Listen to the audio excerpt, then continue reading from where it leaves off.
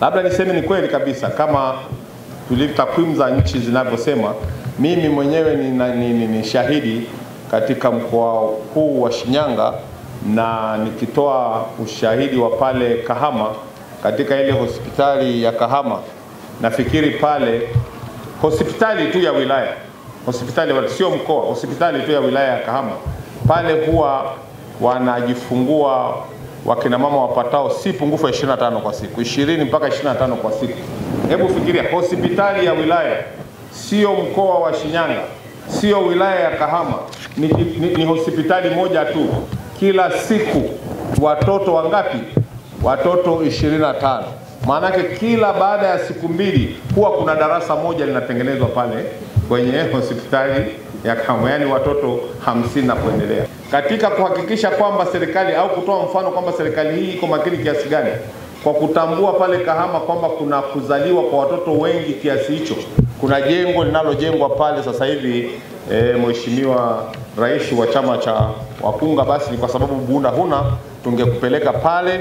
Kuna jengo linajengwa pale la huduma ya mama na mtoto, na ambalo limeshakamilika kwa asilimia zaidi ya 55, na linajengwa kwa fedha za mapato ya ndani ya halmashauri ya manispaa ya Kahama lenye thamani ya shilingi bilioni 6, na linajengwa na mkandarasi wa Suma JKT, na tunalisimamia baada ya kuona uzalishaji ni mkubwa kwa kiasi hicho, na lile jengo litakuwa na vyumba 140, na lile jengo litakuwa na uhakika kwamba mama akiingia kwenye ile nyumba hana pa kwenda kwingine zaidi ya kutoka na mtoto. Kwa maneno mengine, akiingia kama ni wakuzalishwa kwa njia ya kawaida, vifaa hivyo vipo na vyumba hivyo vipo. Kama ni kwa njia ya operesheni, sio kwamba anapelekwa chumba kingine, huduma hizo zipo. Kama amezaliwa mtoto njiti, huduma zile zipo. Kani kwa maneno mengine, lile jengo lenye vyumba 140 lenye thamani ya shilingi bilioni 6 ni jengo ambalo limewekwa mahususi kuhakikisha kwamba linaenda kuhakikisha kwamba ule utoaji wa huduma wa uzazi, nafikiri utakuwa umepata tiba. Mheshimiwa mgeni rasmi, sisi kama wakunga tuna maombi yafuatayo.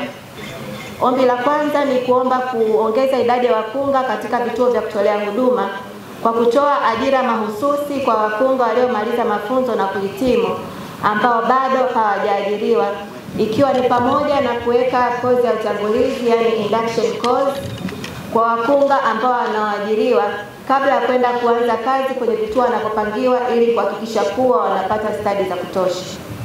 Ombi letu la pili ni kuomba kuboresha zaidi mazingira ya kutolea huduma kwa wakunga kwa kuwa na nyumba karibu na vituo vya kutolea huduma, ikizingatiwa kuwa huduma zao zinahitajika masaa 24 na wakati mwingine ni za dharura.